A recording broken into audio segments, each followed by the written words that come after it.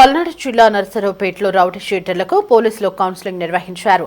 ఈ కార్యక్రమంలో పాల్గొన్న ఎస్ఐలో సిహెచ్ కిషోర్ శ్రీకాంత్లో రౌడీ షీటర్లకు కౌన్సిలింగ్ ఇచ్చారు. నర్సరావుపేట పరిధిలో ఎటువంటి అవాంఛనీయ సంఘటనలు జరగకుండా ప్రతి ఒక్కరూ చట్టానికి లోబడి నడుచుకోవాలని సూచించారు. శాంతి భద్రతలకు భంగం కలిగించే చర్యలకు పాల్పడితే కఠిన చర్యలు తీసుకుంటామని హెచ్చరించారు.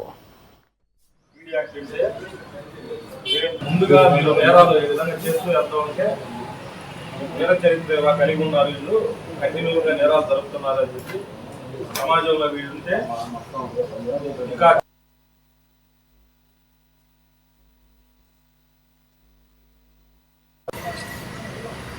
అందరూ కేర్ఫుల్గా ఉండాలి.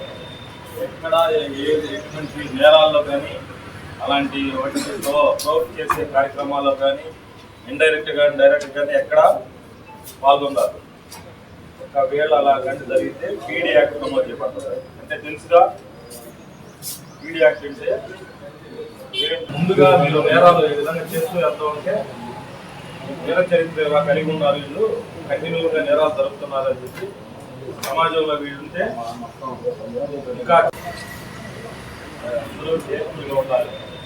ఎక్కడ ఎటువంటి నేరాల్లో కానీ అలాంటి వాటితో ప్రొవోక్ చేసే కార్యక్రమాల్లో కానీ ఇండైరెక్ట్ గా డైరెక్ట్ గానీ ఎక్కడ పాల్గొన్నారు.